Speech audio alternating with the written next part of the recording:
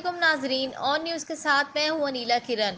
खबर शामिल करते हैं। फैसलाबाद रोड पर वाक़या थाना बलोचनी पुलिस मुल्जिमान पर तशद्दुद करने में पहले नंबर पर आ गई। देखो भाई सिगरेट जला के आ 2-2 ਲੱਖ ਰੁਪਏ ਸਾਡੇ ਕੋਲ ਆ ਵੇਖੋ 2-2 ਲੱਖ ਸਾਡੇ ਕੋਲ ਲਿਆਣ ਇਧਰੋਂ ਵੇਖੋ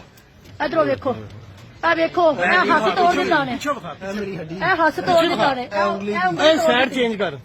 ਇਧਰੋਂ ਵੇਖੋ ਸਾਈਡ ਚੇਂਜ ਕਰ ਇਧਰੋਂ ਵੇਖੋ ਸਾਈਡ ਕੇ ਸਾਰੇ ਇਹ ਵੇਖੋ ਸਿਗਰਟ ਬਾਲ ਕੇ ਲਾਉਂਦੇ ਇਹ ਸਿਗਰਟ ਲਾ ਦੇ ਪੈਟਰੋਲ ਪਿਆਇਆ ਨੇ ਪੈਟਰੋਲ ਪਿਆਇਆ ਤਾ ਨੇ ਵੇਖੋ ਤੇ ਇਹ ਸ਼ਲਵਾਰ ਲੱਗ ਵੇਖੋ ਇੱਥੇ ਕਰੰਟ ਲਾਇਆ ਨੇ ਸਾਰੇ ਕਾਲੀ ਸ਼ਾਹ ਜਗ੍ਹਾ ਹੋਈ ਪਈ ਹੈ ਇਹ ਸਾਰੇ ਕਰੰਟ ਲਾਇਆ ਇਹ ਉਂਗਲੀ ਤੋੜ ਦਿੱਤੀ ਨੇ ਆ ਵੇਖੋ ਵੇਖੋ ਪੈਸੇ ਸਾਡੇ ਕੋਲ ਮੰਗਦੇ ਜੇ ਇੱਕ ਥਾਣੇ ਨੂੰ ਦੇਗਾ ਦੂਸਰੇ ਥਾਣੇ 'ਚ ਭੇਜ ਦਿੰਦੇ ਨੇ ਇਹ ਕਰੰਟ ਲਾ ਦੇ ਸੀ ਇਹ ਪਿੱਛੇ ਇਹਦੀ ਵੀ ਕੰਡ ਦੇਖੋ ਆ ਵੇਖੋ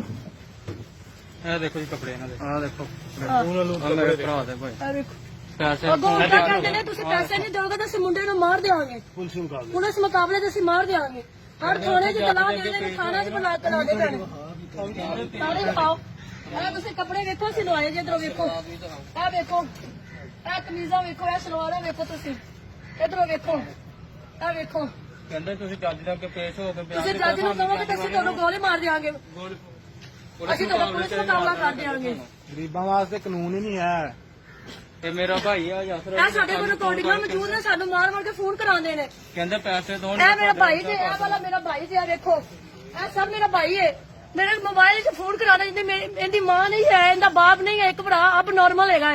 2 ਲੱਖ ਰੁਪਏ ਅਸੀਂ ਅੱਗੇ ਦੇ ਚੁੱਕੇ ਆ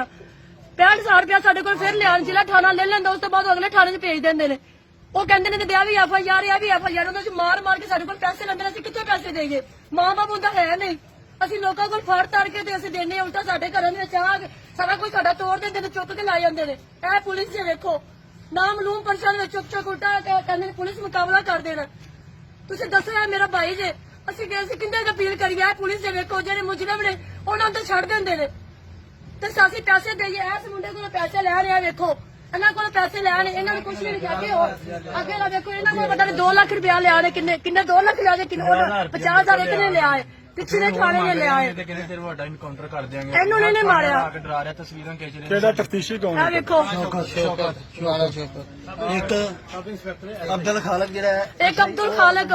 ਇੱਕ ਸਿਕੰਦਰ ਮੁੰਡਾ ਹੈ ਉਹ ਡਾਟੇ ਕੱਢਦਾ ਉਹ ਫੜਦਾ ਜੇ ਸਿਕੰਦਰ ਨਾਮ ਦਾ ਮੁੰਡਾ ਜੇ ਤੇ ਇੱਕ ਅਬਦੁਲ ਖਾਲਕ ਮੇਨ ਉਹਨਾਂ ਸਭ ਤੋਂ ਪਹਿਲਾਂ ਮੁੰਡਾ ਨੂੰ ਪਤਾ ਸਾਡੇ ਘਰੋਂ ਸੁੱਤੇ ਮੈਨੂੰ ਚੁੱਕ ਕੇ ਲੈ ਗਏ ਨੇ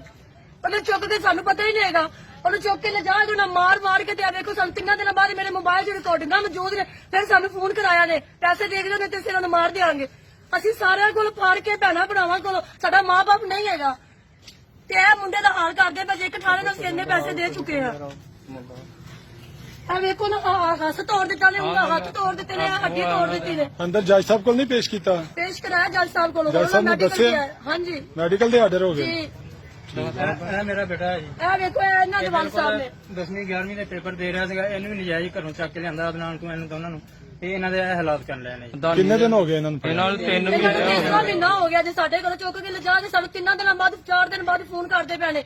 ਅਸੀਂ ਕੀ ਪਤਾ ਨਹੀਂ ਕੌਣ ਚੁੱਕ ਕੇ ਲੈ ਗਏ ਸਿਵਲ 'ਚ ਇੱਕ ਸਿਕੰਦਰ ਅਬਦੁਲ ਖਾਲਕ ਆਏ ਜੇ ਇਹ ਪੁਲਿਸ ਦੀ ਵਰਦੀਆਂ ਦੇ ਵਿੱਚ ਵੇਖੋ ਗਰੀਬਾਂ ਨਾਲ ਕੀ ਹਾਲ ਕਰਦੇ ਪੈਣੇ ਚਲੋ ਭਾਜੀ ਉਹ ਚੁੱਕ ਕੇ ਲੈ ਗਏ ਇਹਨਾਂ ਨੂੰ ਵੇਖੋ ਸਾਨੂੰ ਸਾਡੇ ਭਰਾ ਦੀ ਸਾਡੀ ਜ਼ਿੰਦਗੀ ਚਾਹੀਦੀ निका थानेदार दिन रात बदतरीन तशद्दुद करता रहा। मोरखा 18 मई 2020 को जब अदालत में मुल्जिमान को रिमांड हासिल करने के लिए जड़ावाला की ड्यूटी मजिस्ट्रेट के सामने पेश किया गया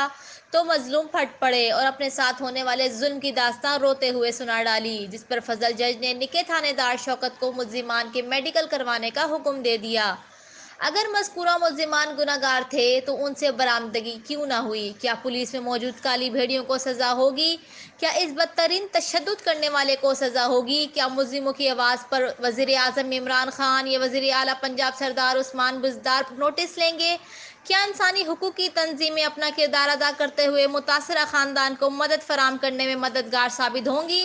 मैंने इन मुल्जिमों की आवाज़ बुलंद कर दी है, अब आप भी इनकी आवाज़ बने। रिपोर्ट करते हैं crime reporter Akhtar Waraich, on news Faisalabad. Like करें, कमेंट करें, शेयर करें और बेल आइकन को प्रेस करना मत भूलें। देखते रहिए ऑन न्यूज़।